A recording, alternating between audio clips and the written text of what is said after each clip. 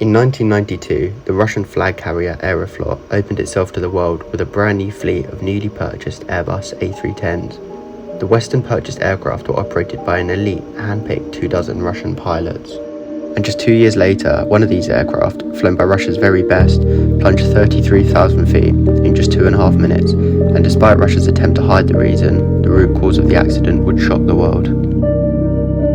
The date is the 23rd of March 1994, and Aeroflot A310 departs from Sheremetyevo Airport in Moscow, bound for Kaitok Airport in Hong Kong. The aircraft has been in service for 2 years and 6 months and has accumulated 5,375 total airframe hours and 846 takeoff landing cycles. There were 63 passengers on board, 40 Russian nationals and 23 foreigners, plus 9 flight attendants and 3 pilots. Piloting the aircraft on that evening was Captain Andrei Viktorovich Danilov, 40, First Officer Igor Vasilievich Piskarov, age 33, and Relief Pilot Yaroslav Vladimirovich Kadrinsky, age 39.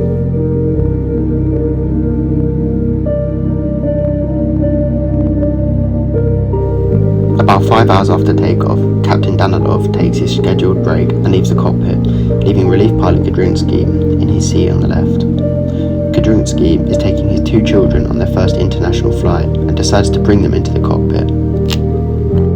5 people are now on the flight deck: Kadrinsky, First Officer Piskarov, Kadrinsky's son Eldar, age 16, and daughter Yana, age 12, and Vladimir Makarov, a pilot flying as a passenger.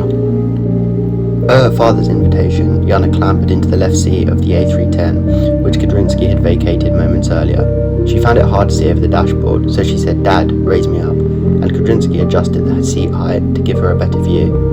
In the distance, the last lights of the Kuzbaz mining region faded into a near-endless expanse of night-darkened mountains.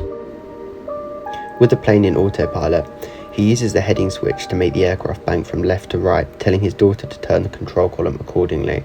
Although the plane is flying automatically from the commands Kadrinsky selects, it gives his 12-year-old daughter the impression that she is controlling the plane. Shortly thereafter, Kadrinsky's son Eldar occupied the pilot's seat. Unlike his sister, Eldar applied enough force to the control column to contradict the autopilot for 30 seconds. This caused the flight computer to switch the plane's ailerons to manual control while maintaining control over the other flight systems. A silent indicator light came on to alert the pilots to this partial disengagement. The pilots who had previously flown Soviet-designed planes that had audible warning signals apparently failed to notice it. This confuses the pilots for 9 seconds, during which time the plane banks past a 45-degree angle to almost 90 degrees, steeper than the design allows. The A310 cannot turn this steeply whilst maintaining altitude, and so the plane starts to descend quickly.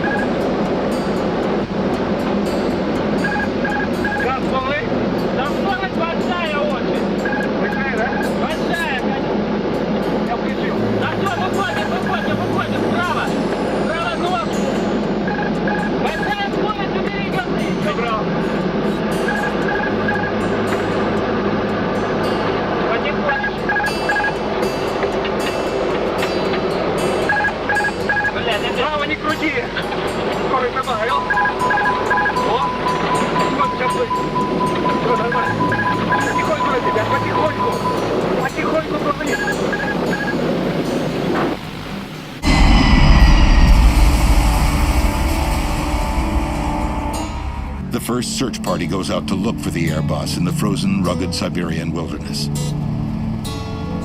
They finally locate the remains of Flight 593 on a wooded hillside about 60 miles east of Novokuznetsk.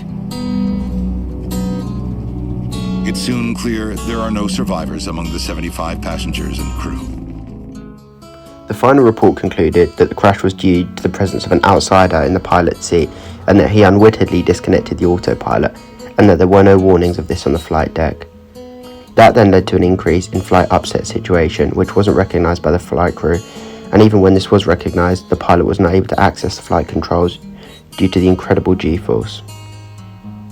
Please note, these videos are all edited through my iPhone, therefore I'm restricted to using basic software, and despite my attempts to recreate these accidents as accurately and respectfully as possible, some of the cockpit systems seen in the video differ from the aircraft in question.